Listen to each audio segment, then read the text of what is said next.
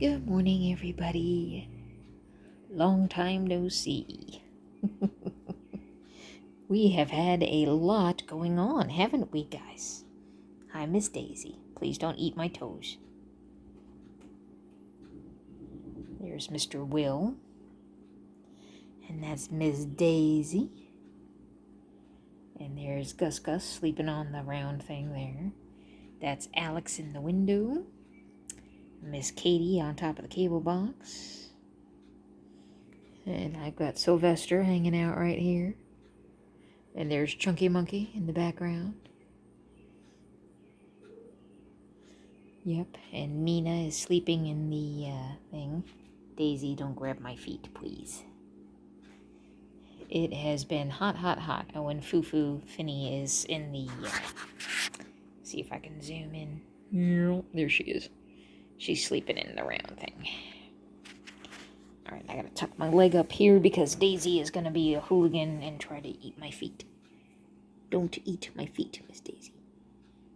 Yeah, I know. So we have had a very, very, very, very busy few weeks. We've had a lot of stuff going on. It's been very, very hot, which is not cool. In more ways than one. Work has been a little bit crazy. We've had some trips back and forth to the vet. We've had a lot of thunderstorms. Some of them have been severe. None of them had anything like tornadoes or hail, but we did have some pretty heavy rain with some of them, and there were a couple that came through with a whole lot of lightning. And believe it or not, of course, because of my luck, one of those lightning strikes hit the ground very close to my house. Now, my house did not take a direct hit. It wasn't even directly in my backyard. But apparently it was close enough on the ground somewhere. We're not sure exactly where. But it blew out my internet and my television, the cable. So it evidently was enough to, I don't know if it traveled through the ground or exactly what happened, but it fried the splitter on the back of the house where the internet and everything comes into the house. And it tripped a couple circuit breakers in my house. So I had to have everything, check. The good news is everything in the house was okay. The stuff on the outside of the house did its job. So that did what it was supposed to and prevented the wires and things on the inside from getting overloaded. So I didn't lose any appliances. Again, I didn't take a direct lightning strike. But apparently it was probably within, I don't know how many hundreds of feet. And lightning is powerful enough, even if it's several hundred feet away, it can still screw things up. And it did a pretty good job. So my house was a little bit screwed up for a while. Fortunately, I was alive before the internet was a thing. So having no television and having no internet didn't really bother me all that much. It was a little inconvenient with certain things, but for the most part, it wasn't that big a deal. So we got through that. I had to replace some equipment, small appliance equipment, like the cable box and the modem and that kind of thing. But everything else turned out okay. I didn't lose any appliances in the house, so the circuits in the house didn't get overloaded. And so luckily everything on the outside of the house did its job and stopped the surge of electricity from frying everything in the house. So I'm going to consider myself lucky in that aspect. But that was interesting. I'd have to say that's a first and all. I've never, had lightning come that close to where I was living, anyway. I don't know. The closest I was ever to a lightning strike was when I was on vacation many years ago. There was a storm coming in over the ocean. I was down at Virginia Beach, and there was a storm rolling in, and I just happened to step on the balcony for a second to grab the towels before coming inside and closing the door because I could see the storm was getting closer. And at the time, a huge bolt of lightning had come down into the ocean. And it was probably still miles, offshore. But it was so powerful, I could hear like the crackling of the electricity in the air, and the thunder was so loud, and the flash of the lightning actually made my eyes, you know, it was it was pretty close. That's the closest I've ever been to a lightning strike, and I don't intend to get any closer than that. So, yeah, fortunately, you could tell it was close. It was one of those where the lightning and the thunder seemed to happen almost simultaneously. So you knew it was kind of right on top of you, but apparently it was close enough to do some screwing up of some electronics. So I had to get all of that taken care of. But that's all fixed now, so we're all good. And then Will is probably going to end up back at the vet because he was doing really good for a while. Now he's kind of losing weight a little bit again, so he's going to go back soon if I can't get him to start putting weight back on. And let's see, we had Alex and Katie at the vet. Alex has a kitty cold, or what I thought was a kitty cold, upper respiratory. He's been sneezing, blowing boogers on the wall, digging at his ear, so I figured, okay, he's got an upper respiratory. And Katie had what I thought was something going on with a tooth, because she was only eating on one side. She would tilt her head when she was eating, and she was making a lot of, I guess you could say, funny faces. When she opened her mouth to yawn or meow, she would move her tongue and paw at her mouth in such a way that I thought maybe she had broken a tooth or had a treat stuck or something because of the way she was, something was going on with her mouth. So I got them to the vet, the two of them at the same time, and it turns out that they are both having trouble in their mouth. So Katie is in better shape than Alex is. So in Katie's situation, her mouth was all very inflamed. So her gums were swollen, her cheek, the tissue, in her cheeks and her mouth and everything was inflamed, irritated, which is a sign of infection. Now, the thing that we don't know is whether or not hers was an infection elsewhere, and the inflamed gums was just a warning sign, or if it was an actual infection just starting in her mouth and we caught it.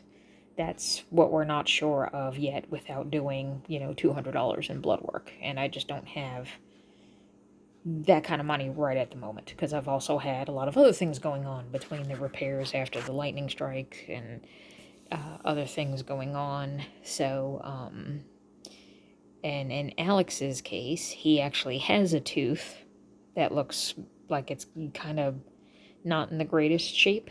So eventually we are probably going to be putting him under an anesthetic and doing a tooth pulling. But unfortunately, what I did not recognize with Alex, he has something called stomatitis, which I had never heard of.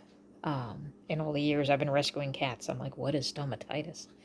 And the poor baby actually has sores, ulcers in his mouth in the back. Because of plaque, tartar built up on his teeth. It's actually got his gums it's kind of like gingivitis in people, but it's a little more extreme than that. It's like a reaction to a cat's, it's their immune system. It's how their immune system responds to stuff. And in extreme cases, it can actually get to a point where they call it the cat being allergic to their own teeth, but it's not really a true allergy. So that's kind of not exactly an accurate statement, but it's the easiest way to explain it. It's basically if they have a lot of plaque and tartar build up all around, and then it's their immune system kind of has almost like I guess you could call it a knee-jerk reaction. And everything gets inflamed, everything gets infected. And it can lead to really bad stuff. If it goes unattended, it could eventually, bacteria could go everywhere, and they could wind up with problems with, other organs and things.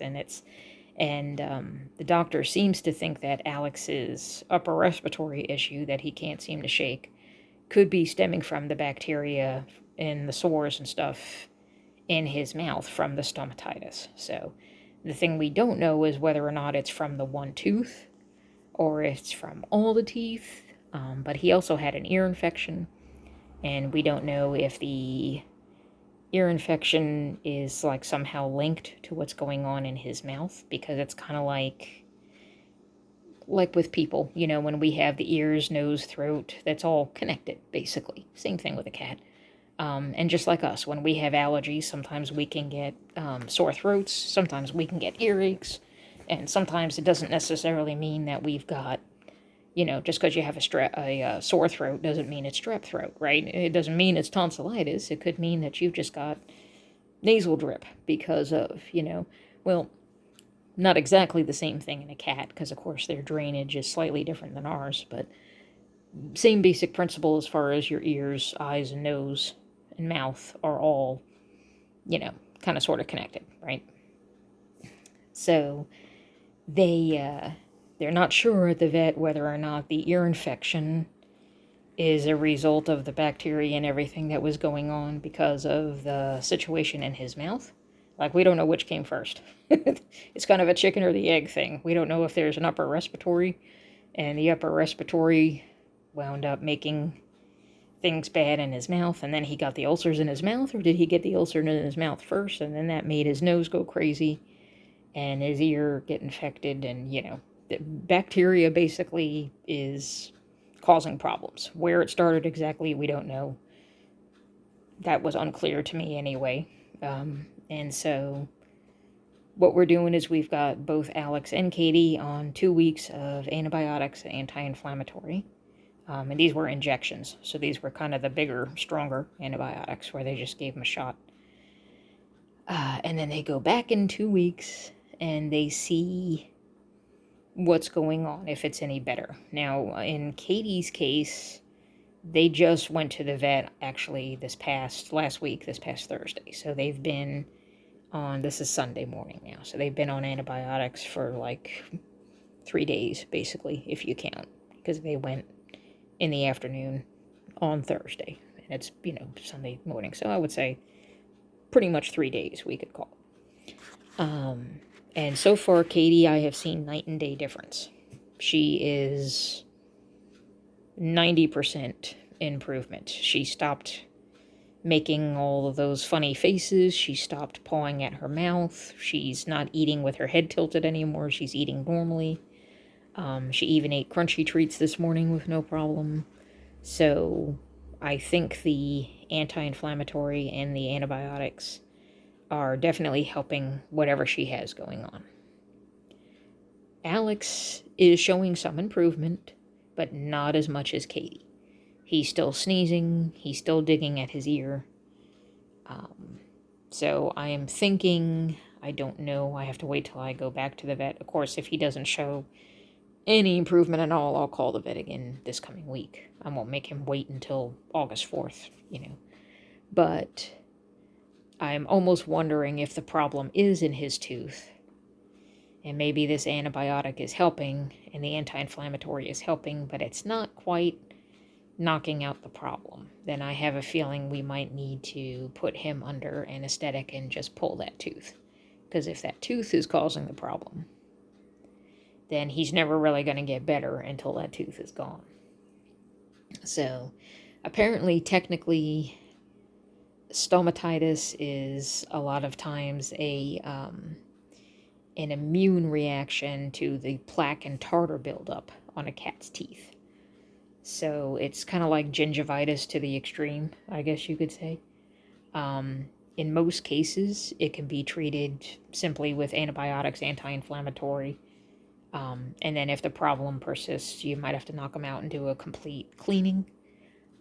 In extreme cases, sometimes you have to actually remove all the teeth in a cat's mouth, which I'm hoping it doesn't come to that.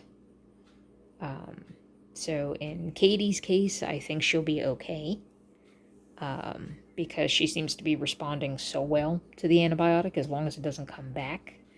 I'm hoping that maybe she just had a treat cut her in the gums or something happened and it set off a chain reaction and it had that issue, and now the antibiotics and the anti-inflammatory cleared it up and she's cool. I'm hoping that that's what happens for her. For Alex, I'm pretty much prepared to, I think we're going to probably have to pull that one tooth. But I'm hoping it doesn't result in pulling anybody's, all their teeth in their mouth, because that would suck. But I have to also keep in mind that Alex and Katie now are both 10 years old. So they're not little kids anymore. Technically they're seniors as far as cat years go. So, and they had kind of a rough start. I came into their life when they were already about 6 months old. So that's what they've got going on. But yeah, they were living on the street, so to speak, until I took them in when they were 6 months old. So, we'll have to see what happens. But right now they look pretty good. And I'm hoping if Alex's condition was much worse than Katie's, maybe it's just going to take a little longer for the antibiotic and the anti-inflammatory to kick in and really start helping him. Like I said, he is improving, just not as fast as Katie is. But his condition was much worse than hers, to the point where he actually had the open sores in the back of his mouth, and I feel horrible, but, it's the kind of thing you don't normally walk around and just randomly open your cat's mouth and look down their throat, It's unless you have some kind of indication that something's going on. You don't know that, and the only way you know that anything is going on is if they're like Katie was doing. They're making faces, pawing at their mouth like something's stuck in their teeth, or if they suddenly stop eating, they lose appetite, like something's wrong, when they're trying to chew something, or if they're drooling, which neither one of them were doing, or if they had excessively bad breath. And cat's breath is never pleasant, because let's face it, they eat a lot of fish stuff. So anytime a cat yawns in your face, you're usually like, whoa, dude, you need a Tic Tac, But, it's apparently much worse when something like this is going on. But both Alex and Katie were not the type of cats to get right in your face all the time. Katie loves to be pet, but she's not a pick-me-up and cuddle me kind of cat. So she'll come up and she'll get pet and everything like that, but she doesn't get, right in your face. That's why I think I'm so surprised that Alex is in as bad a shape as he is, because he is a pick-me-up, cuddle-me, get-in-your-face kind of cat. And I never had any indication that anything was bad. I mean, granted, I wasn't prying his mouth open and staring down his throat, but his breath didn't stink any worse than normal to me. And he never had any difference in his appetite. He never stopped eating crunchy treats. The only indication I had that anything different was going on was these little kitty colds, is what I thought they were, that he kept getting. And I thought, okay, well, maybe he's having an allergy, because he kept getting stuffy nose and sneezing and stuffy nose and sneezing and picking at his ear, and then he'd stop, and then he'd pick at his ear again. And it turns out that all of that is linked to, or could be linked to, what's going on in his mouth. And I had no idea. So I figured I'd mention that in this video to kind of share what's going on. In case any of you out there have a cat that starts doing some of that. Something to keep an eye on. I still don't I can't speak this morning. I don't recommend randomly prying open your cat's mouth unless you know them well enough to know they're not going to take your face off. Because like with Alex, I can look at his teeth. I can look at his front teeth anyway. But if I try to actually open his jaws, he's not going to fall for that. Forget it. And in Katie's case, if I try to mess with her face, she'll take my face off. So, she is a sweet cat, and you can pet her, and you can pick her up too, to a point, and snuggle her, but it doesn't last very long. Oh, there's Miss Lucy. And Mr. Will is doing okay. He's on and off again with the weight. So he'll probably be back at the vet too for another check to see if his kidneys are okay or not. But everybody else has been okay. So now I'm continuing to watch Willow, and I'm watching Alex and Katie, and everybody else so far is good. I'm gonna try to. Seems like every time I save up enough money to spay and neuter Marigold, or spay Marigold, and Mina and Lucy, something else happens, and I wind up spending hundreds and hundreds of dollars at the vet for somebody else. And I'm just like, well, we'll just have to wait a little longer. So it is what it is. But the rest of them are doing okay. Marigold is the same. Daisy's doing very good. She had her surgery a few months ago now. So she's fine. She actually started playing fetch all by herself. I was making the bed, and she's got these little plastic rings that they all like to play with. It's I don't know, some kind of cat toys that I found on Chewy.com. And they absolutely love these little plastic rings. They carry them around and smack them all over the place. And, it's one of their favorite toys that they mess with. And I was making the bed, and she jumped up with one in her mouth, and she put it down in front of me and kept meowing at me. And I'm like, what are you doing? And she kept staring at me and meowing and looking at the ring, like, come on, human. I'm trying to tell you something, dummy, And I'm like, what do you want? You got to get this out of the way. I got to make the bed. And I threw it off the bed. And I said, go play with it in the hallway, because I got to finish making the bed. And she got all excited, took off after it, and then brought it back onto the bed and put it down in front of me again. And I was like, are you seriously playing fetch? Because Alex does that with a mouse, but he hasn't done it in a long time. He used to do it when he was younger all the time. And that's what she was wanting to do. She wanted to play fetch. So now in the mornings and sometimes in the evenings, she follows me around with a ring in her mouth, meowing with her mouth full. And I have to stop what I'm doing, and then we have to go down the hallway into the room and throw the ring. I'll try to get it on camera. She's sleepy right now. That's her on the top of the cat bed because she was running around with the girls before. So, but yeah, so she started playing fetch all on her own. So that was interesting. It's funny how their personalities all come out like that. But yeah, so it's been a very busy, crazy, hectic summer. Things are been all over the place, not only at work, but on a personal level, and then with the cats. And I kind of had to go into survival mode there for a little while with other things that were going on, but I'm fine. And everybody else is fine. Everybody in my family is good. Thank God. There's nothing bad like that happening. It's just a lot of stuff happening all at once. And sometimes that kind of throws me into shutdown mode, when I have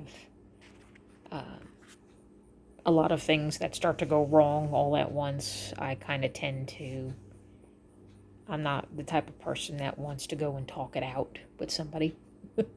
I kind of have to retreat to my house, and I just kind of go into solitude, and I work it out. Like I have to work it out in my own head and come to terms with whatever I need to come to terms with, regroup, replan, rebudget whatever it is that I've got to do.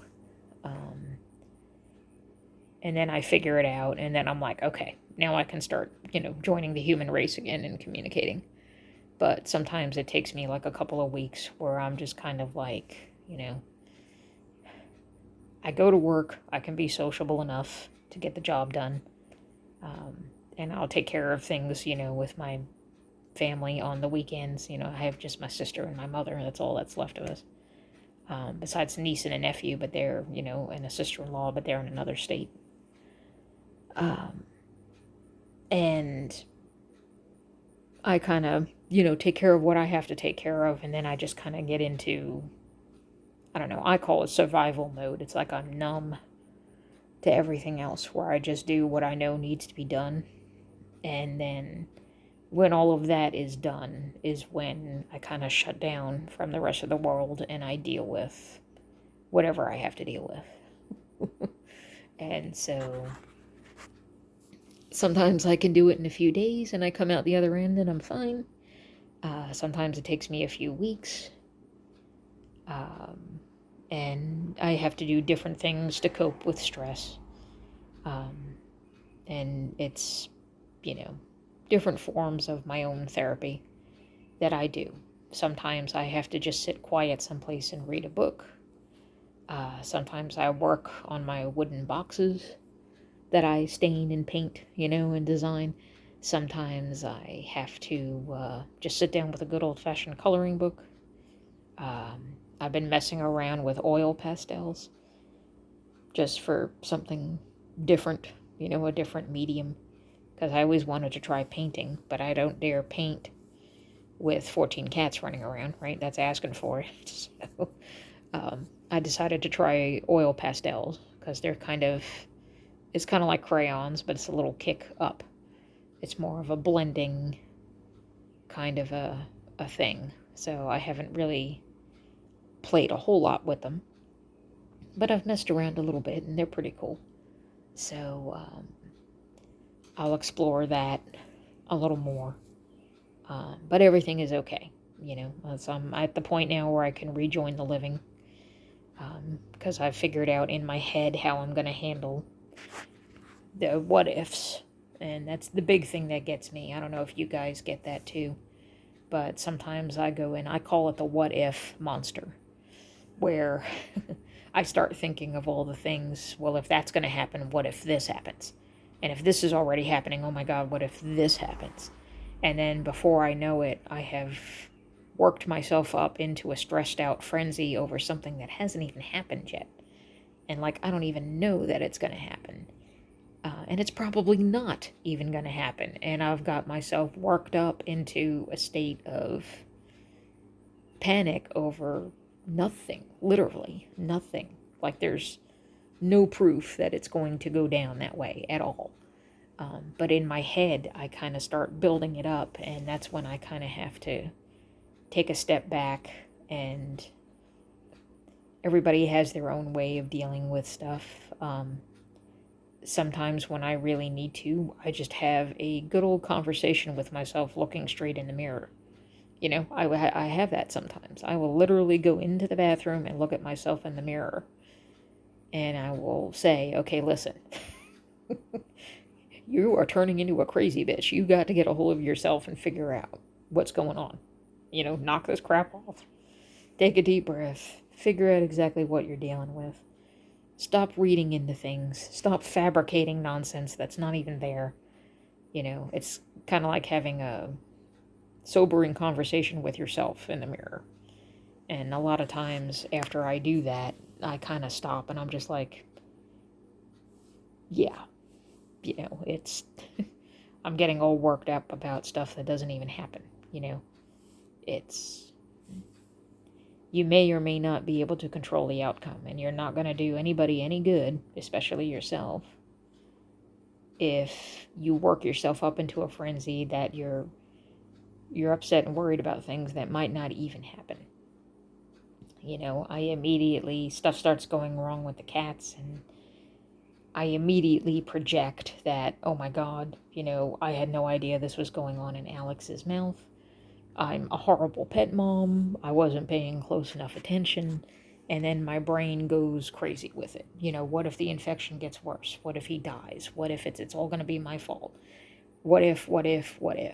And I will go down a very dark rabbit hole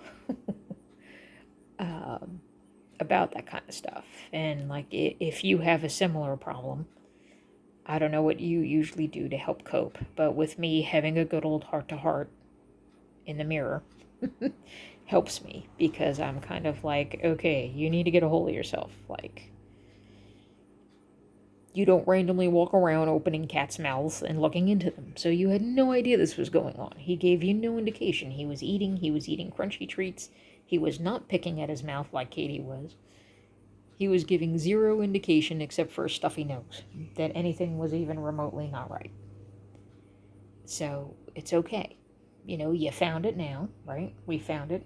We know it's happening. The vet is aware.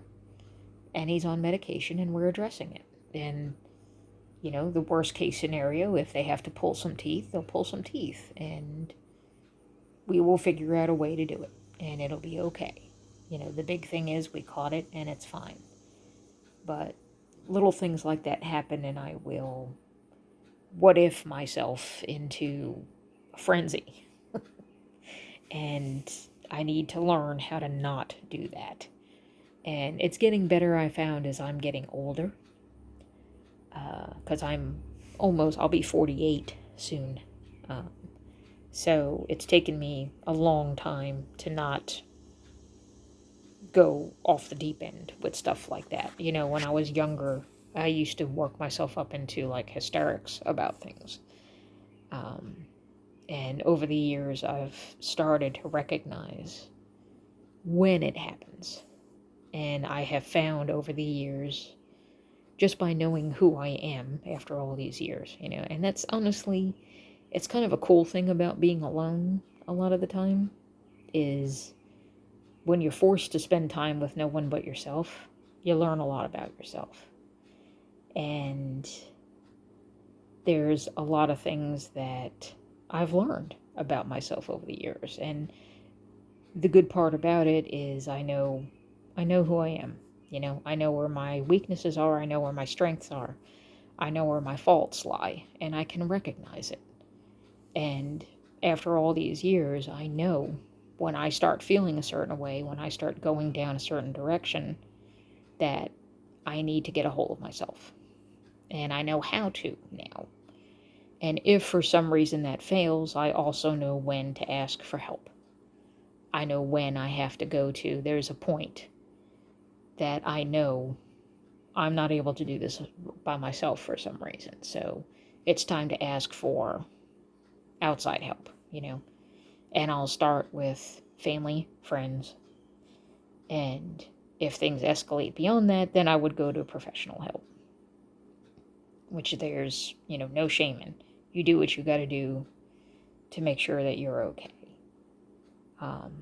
But that is one thing about getting older. So if anybody out there who happens to be listening in is already older, or maybe you're younger and you're going through something kind of like that and you're freaking out and you're like, man, I don't know what the hell, it's okay. Like, it's gonna be okay. You just have to find what works best for you to help you sort it out. And some people need to talk with friends. Some people need to be totally alone. Some people need to, read a book. Some people need to play a video game. Some people need to play music. Some people need to go for a walk. Some people need to go for a bike ride. Some people need to go for a car drive. Some people need to go, whatever it is you need to do, you got to figure out what can help you sort it out. Because ultimately it's all got to be within you. You can have 50 million people telling you how to handle something, but that doesn't mean it's right for you. So that's the big thing, is you have to always stay true to what's right for you. And just because, coloring in a book helps me doesn't mean it's going to help you. So you got to figure out what does. And as long as it's not harming you or harming anybody else, then try it and see if it helps improve how you're feeling and what you're going through. So and there's no shame in ever asking for help, because mental health is tricky. It really is.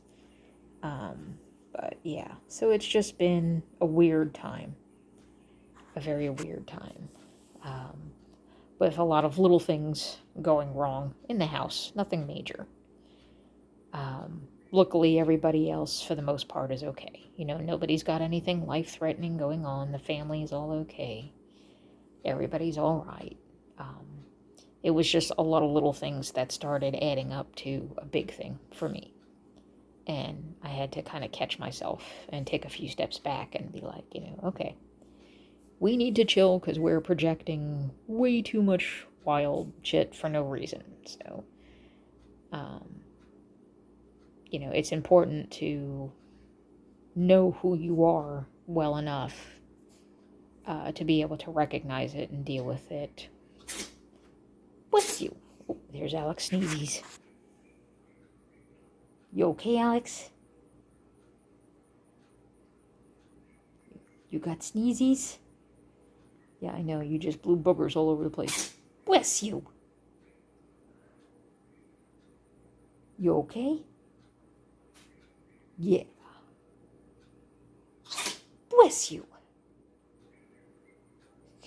And Chunk is just looking at him like, dude, really?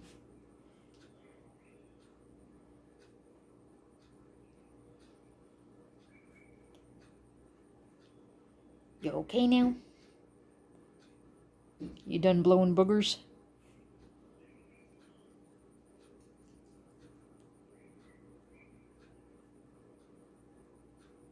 Okay. What's up, kiddo? Hi, Sylvester. What'd you do? I will.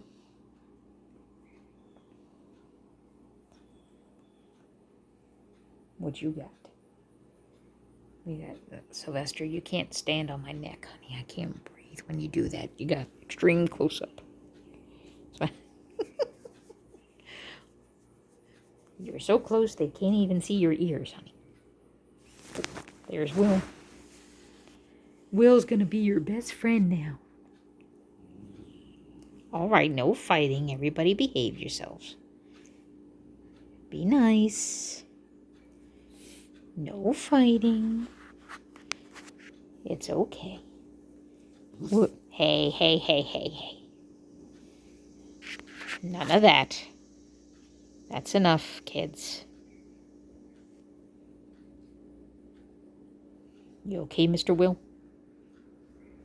Yeah, well, when you get too close to her, she's going to get pissy, because she always does. And you do it anyway, because you like to mess with her, because you're kind of a jerk sometimes. But we love you anyway, but you got to not be a jerk, okay? Okay? Extreme close-up. Okay. But he's doing pretty good. Yeah. But anyhow, so that's enough babbling for today. But I know it's been quite a while, so everybody here is okay. We're all good. Everything's going to be all right. And we'll give you an update when we learn a little bit more about how Alex and Katie and everybody else is doing. But for the most part, there's no major thunderstorms in the forecast. So hopefully nothing will get hit by lightning again. And we can keep on keeping on. Okay? So, but it's going to be okay. Right? For everything that everybody's going through, it's going to be okay. And we will talk to you guys soon. Okay? All right. Bye-bye.